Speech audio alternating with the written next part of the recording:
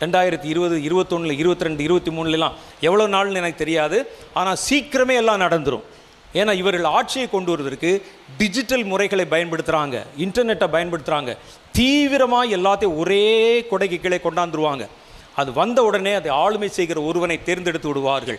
இது வரைக்கும் தான் உங்களுக்கு அவகாசம் இருக்குது. இனிமே இந்த காலகட்டத்தில் நீங்கள் 7 மடங்கு வேகத்தோடு ஓடணும். சும்மா உட்காந்துருக்கூடாது. லாக்டவுன் போட்டான்னு உட்காந்துட்டு வீட்டில் உட்காந்து ஃபிலிம் பார்க்குறது, ஓடிடியில் உட்காந்து படம் பார்க்குறது, கேம்ஸ் போட்டு விளையாடுறதுன்னு நாளை விட்டுறாதீங்க. அப்புறம் அடித்தாலும் பிடிச்சாலும் இந்த நாள் வராது. அப்போ இந்த இருண்ட காலம் வருகிறதே, இதில் கர்த்தருடைய வேலையை, ஊழியத்தை நம்ம நிறைவேற்றணும். நம்ம என்ன செய்யணும்? ஒரு 2 காரியத்தை உங்களுக்கு நான் சொல்லிவிட்டு நம்ம ஜெபிக்க போகிறோம். இந்த கூட்டம் இதோட நிறைவுக்கு வரப்போகுது. அடுத்த முறை நான் சந்திக்கும் போது இன்னும் இந்த காரியங்களை பற்றி விளக்கமாக நான் உங்களுக்கு சொல்ல விரும்புகிறேன். இப்போ இனி வருகிற காலங்கள் உபத்திரவ காலத்துக்கு முன்னால் வருகிற இருண்ட காலம். வேலை செய்ய முடியாது. உங்களை யாரும் மிரட்ட மாட்டாங்க, ஆனால் சட்டம் போட்டு உங்களை வேலை செய்ய விடாமல் ஆக்கிடுவாங்க. இருண்ட காலம். முன்ன மாதிரிலாம் எதுவும் செய்ய முடியாது. நான் இதை ஏற்கனவே சொன்னேன். சபைகளெல்லாம் முன்ன மாதிரி நடக்க முடியாது, நடக்கலை. மாதிரி காரியங்கள் புதுசாக மாறிக்கொண்டு வருகிறது. காலங்கள் மாறிக்கொண்டு வருகிறது. இவைகளுக்கெல்லாம் வர்றதுக்கு முன்னால் நாம் என்ன செய்யணும்? வேதம் ஒரு காரியத்தை நமக்கு சொல்லுகிறது. இருள் தேசத்தை சூழுகிறது. ஜனங்கள் எல்லாருடைய கையும் கட்டப்பட போகிறது. இது போன வருஷமே நீங்கள் பார்த்துட்டீங்க. ஊழியக்காரருடைய கை மாத்திரம் இல்லைம்மா, வேலை பார்க்குறவங்க கை, வியாபாரிகள் கை, எல்லாரும் கை கட்டப்பட்டது அல்லவா? ரிக்ஷா ஓட்டுறவருடைய ரிக்ஷா கூட கட்டப்பட்டுருச்சே. ஆட்டோக்காரருடைய கை, வியாபாரியினுடைய கை. இப்படி இனிமேல் அப்படி தான் மிரட்டி உங்களை பணியை வச்சு, நான் சொன்னால் நீ போகணும், இல்லாவிட்டால் போகக்கூடாதுன்னு ஆக்கி போலீஸ் அடித்து பிடிச்சி இழுத்து செஞ்சாங்கல்ல ஒரு வருஷம். இனி அப்படி தான் வரும்.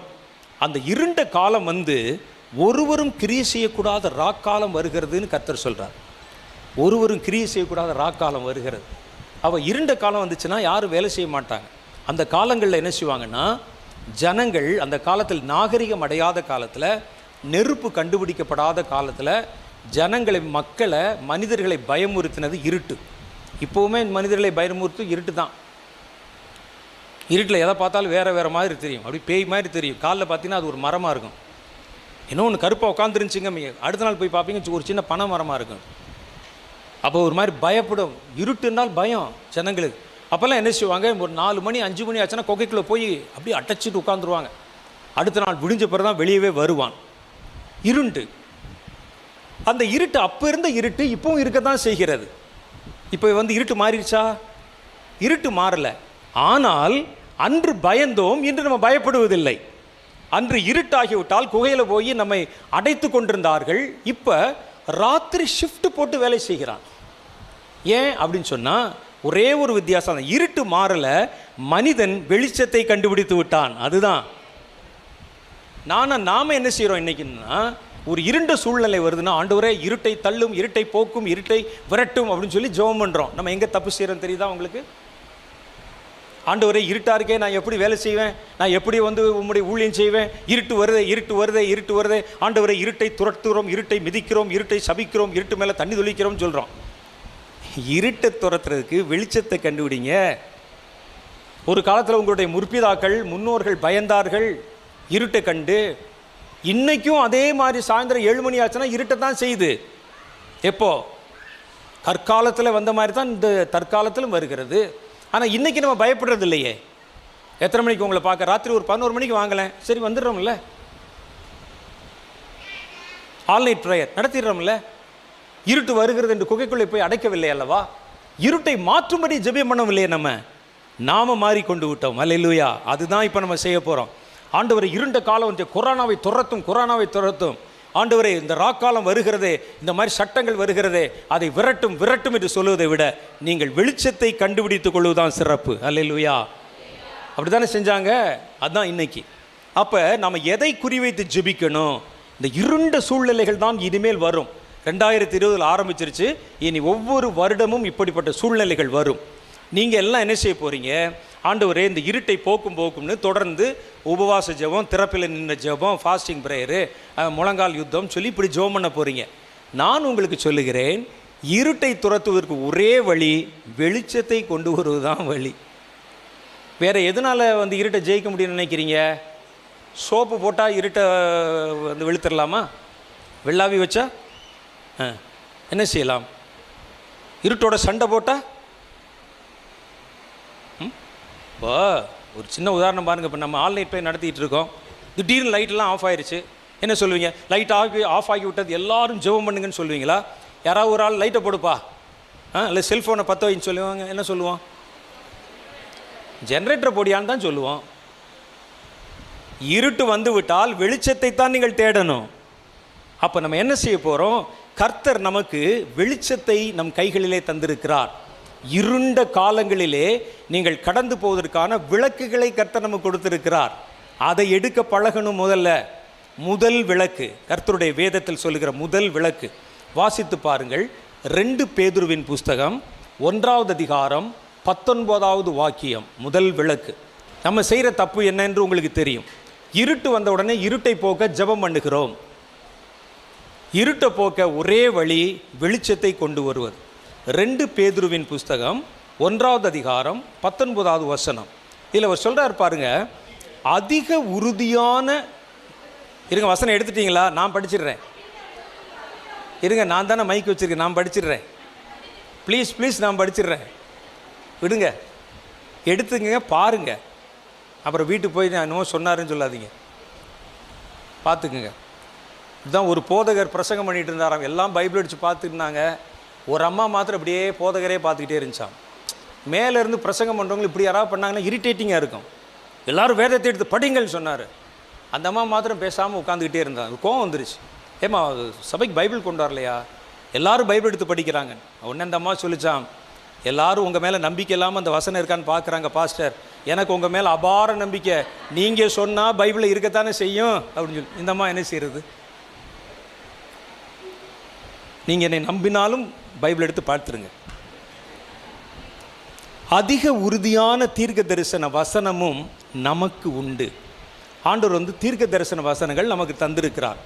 அப்போ சொல்கிறார், இதில் பொழுது விடிந்து விடி வெள்ளி உங்களில் உதிக்கும் அளவும் இருளுள்ள ஸ்தலங்களில் பிரகாசிக்கிற விளக்கை போன்ற அந்த வசனத்தை கவனித்திருப்பது நலமாயிருக்கும். இருளுள்ள இடத்துல விளக்கை எடுத்துக்கொண்டு நம்ம வந்து வேலை செய்கிற மாதிரி கவனிக்கிற மாதிரி நீங்கள் அந்த வசனத்தை கவனித்திருந்தால் அந்த வசனம் ஒரு விளக்கு மாதிரி உங்களுக்கு வேலை செய்யுமா? எந்த வசனம்? தீர்க்க தரிசன வசனம். பாருங்க, அதிக உறுதியான தீர்க்க தரிசன வசனமும் நமக்கு உண்டு. இந்த தீர்க்க தரிசன வசனங்களை கர்த்தர் கொடுப்பதின் காரணமே அந்த இருட்டுக்குள்ளே நீ போகும்போது அது உனக்கு லைட்டு மாதிரி வேலை செய்யும். புரியுதா உங்களுக்கு? வேதத்தில் சொல்லப்பட்டிருக்கு, கர்த்தர் தாம் செய்ய போகிற காரியத்தை ஒரு ஆபத்து வர்றதுக்கு முன்னால் அவர் தம்முடைய பரிசுத்த ஊழியர்களாகிய தீர்க்கதரிசிகளுக்கு சொல்லாமல் எதையும் செய்ய மாட்டார். தேசத்தில் ஒரு பெரிய பஞ்சகாலம் வருது சொல்லியிருப்பார். எங்கேயாவது உங்கள் வீட்டிலையாவது யார்ட்டாவது ஒரு குழந்தைட்டையாவது கர்த்தர் பேசியிருப்பார். ஒரு தீர்க்க தரிசனத்தை ஏன் பேசணும்? ஆண்டவர் ஒரு தீர்க்க தரிசன வார்த்தையை கொடுக்கிறார். இப்போ என்கிட்ட சொல்கிறார், 2013வது வருஷம் 14வது வருஷம் எனக்கு நல்லா ஞாபகம் இருக்குது. பாஸ்டர்ஸ்லாம் இருக்கிறாங்க. ஃபாஸ்டிங் ப்ரேயர் நடத்தி கொண்டிருக்கிறோம். அக்டோபர் மாதம் ஃபாஸ்டிங் ப்ரேயர் நடத்தும் போது கடைசி ப்ரேயர் நேரம் 3 மணி ராமநாதபுரத்தில். அப்போ திடீர்னு கண்ணுக்கு முன்னால் ஒரு தரிசனம். அலை, பெரிய அலை எந்திரிக்குது. அப்படியே வந்து தேசத்தில் வந்து மூடுது. ஜனங்கள் கொத்து கொத்தாக அந்த அலையில் மறித்து அப்படியே வந்து விழுறாங்க. வீதியெல்லாம் ரோட்லெல்லாம் பிரேதம். பார்த்து சொல்கிறேன், இந்த மாதிரி ஒரு சம்பவத்தை கர்த்தர் எனக்கு காமிக்கிறார், ஏதோ ஒன்று நடக்க போகுதுன்னு சொல்லி. நாங்கள் கொஞ்ச நேரம் ஜெபம் பண்ணோம். ஏதோ கடலில் அலை வரப்போகுது போல், ஏதோ நடக்க போகுது, நமக்கு தெரியல. அப்போ அக்டோபர் மாதம் முடிந்து நவம்பர் முடிந்து டிசம்பர் 25ஆம் தேதி 2004 சுனாமி வந்தது தெரியும். அது வந்தபோது அது கிறிஸ்மஸுக்கு அடுத்த நாள் ஒரு ஐக்கிய ஆராதனை, ஞாயிற்றுக்கிழமை. நாங்கள் எல்லாம் சர்வீஸில் இருக்கிறோம். நடத்தி கொண்டிருக்கிற நேரத்தில் ஒருவர் வந்து சொல்லுகிற, நான் நியூஸ் பார்க்கல, இந்த பேர் அலைகள் வந்து பல இடத்துல தரிசனத்தில் பார்த்த மாதிரி அப்படி. இப்போ இதில் ஒரு கேள்வி. கொரோனா வருவதற்கு முன்னால் 2015வது வருஷத்தில் கர்த்தர் கொரோனாவை பற்றி பேசினார். நான் கூட மறந்துட்டேன். இது 4 மாடியிலே சொல்லப்பட்டது. அந்த ரெக்கார்டை எடுத்து வைத்து அதை வந்து ட்ராக்ஸாக வெளியிட்டிருக்கிறாங்க. இங்கே பாருங்கள், கொரோனா பற்றி. இது 2014 வருஷத்தில் கர்த்தர் பேசினது அப்படியே இருக்கும். தமிழில் இருக்குது, நீங்கள் அப்புறம் போகும்போது வாங்கிட்டு போங்க. அது வந்து அப்படியே இருக்கும்.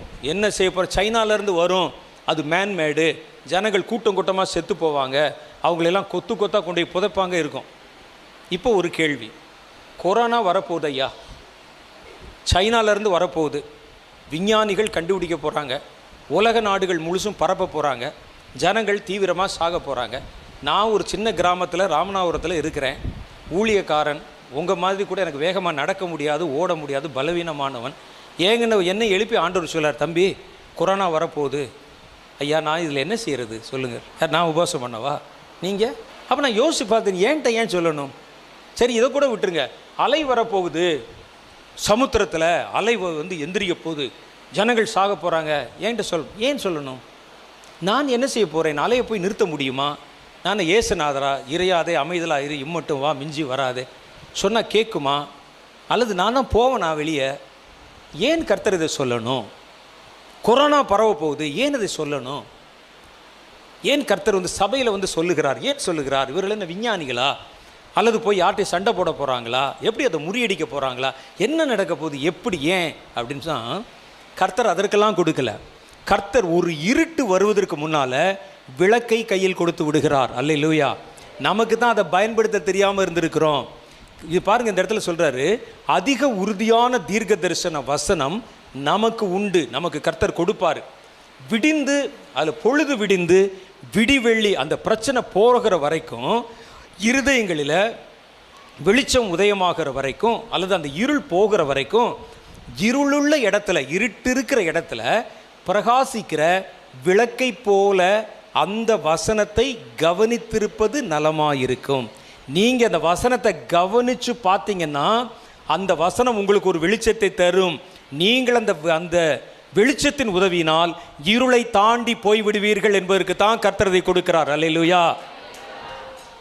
அப்போ எந்த தீர்க்க தரிசன வார்த்தை, எந்த இருள் வரப்போதோ அந்த இருளை குறித்த ஒரு வார்த்தை கர்த்தர் பேசியிருப்பார். அதை கண்டுபிடிக்கணும். நீங்கள் தீர்க்க தரிசன வார்த்தைன்னா எதாவது ஒரு தீர்க்க தரிசன வார்த்தை எடுக்கக்கூடாது. ஆபிரகாமு கர்த்தர் சொன்னாரே, அதை எடுத்துகிட்டு கொண்டு போய் அப்படியே விளக்க பிடிச்சிட்டு போகக்கூடாது. அது இல்லை, அதெல்லாம் முடிஞ்சு போச்சு. கர்த்தர் பேசுகிற ஒரு இருட்டை குறித்த கர்த்தர் பேசுகிற ஒரு கொடிய காலத்தை குறித்து கர்த்தர் பேசுகிற அந்த விளக்கு, ஆண்டவர் சொல்லிட்டாரே விளக்குன்னு சொல்லிட்டாரே, இந்த விளக்குக்கு ஒரு வேலை என்னன்னு கேட்டால் அது இருளை துரத்தி விடும். இந்த இருளுள்ள ஸ்தலங்களில் வேலை செய்ய முடியாமல் நீங்கள் இருட்டில் உட்கார்ந்துருக்கிற நேரத்தில் நீங்கள் என்ன செய்யுங்கன்னா, அந்த தீர்க்க தரிசன வார்த்தையை நீங்கள் கவனித்து அதை பார்த்தாலே அது உங்களை சுற்றிலும் ஒரு வெளிச்சத்தை பிரகாசிக்க வைக்கும். சொல்கிற விளங்குதான் உங்களுக்கு? இப்போ படித்து பாருங்கள் அந்த வசனத்தை, உங்களுக்கு அர்த்தம் புரியும். அதிக உறுதியான ஆண்டவரே, நாங்கள் இருண்ட சூழ்நிலைக்குள் வந்துவிட்டோம், தேசத்தின் செயல்பாடுகள் அற்று போய்விட்டது, ஸ்கூல் இல்லாமல் போயிடுச்சு, வியாபாரம் இல்லாமல் போயிடுச்சு, இருட்டில் உட்கார்ந்து இருக்கிறோம். அதிக உறுதியான தீர்க்க தரிசன வசனம் உங்களுக்கு உண்டு. பொழுது விடிந்து விடிவெள்ளி உங்கள் இருதயங்களில் உதிக்கும் அளவும் இருளுள்ள இடத்திலே பிரகாசிக்கிற விளக்கை போன்ற அந்த வசனத்தை கவனித்திருப்பது நலமாயிருக்கும். அந்த லைட்டை கையில் எடுத்துக்க, அதுக்கு தான் உனக்கு லைட்டாக கொடுத்துருக்கிறேன் அதன் கர்த்தர் சொல்லுகிறார். இது பெருமைப்படுத்தி கொள்வதற்கு அல்ல. பாருங்கள், இந்த கர்த்தர் இப்படி பேசி இருக்கிறார், நான் தான் என காணிக்க கொடுங்கள், அதுக்கு இல்லை. இது லைட்டு. ஆண்டவர் பேசின ஒரு தீர்க்க தரிசன வார்த்தை, வரப்போகிற ஆபத்தை குறித்து பேசின ஒரு லைட்டு. இப்போ என்ன செய்யணும்? இந்த லைட்டை நான் வைத்திருந்தால் அது எனக்கு வெளிச்சத்தை கொண்டு வரும், நீங்கள் வைத்திருந்தால் உங்களுக்கு வெளிச்சத்தை கொண்டு வரும். தேசம் முழுவதும் அந்த வெளிச்சத்தை பரவ வைத்தால் தேசம் முழுவதிலும் அந்த வெளிச்சத்தை கொண்டு வரும். சொல்கிற புரியுதா உங்களுக்கு? இப்போ கர்த்தர் என்கிட்ட பேசினார், நான் அதை மடித்து வச்சுட்டு உட்காந்துருக்கேன், என்ன வருதுன்னு பார்ப்போம். வந்துருச்சு, வந்த உடனே என்ன செய்ய, நான் அதை கவனிச்சிக்கிட்டு இருக்கிறேன், எனக்கு மாத்திரம் பிரயோஜனம். அப்போ லைட்டை கண்டுபிடிச்சிட்டோம்னா இந்த லைட்டை இனி நம்ம விடக்கூடாது. என்ன செய்யலாம்? தேசம் முழுவதும் பரவ வைக்க வேண்டும். அல்லேலூயா.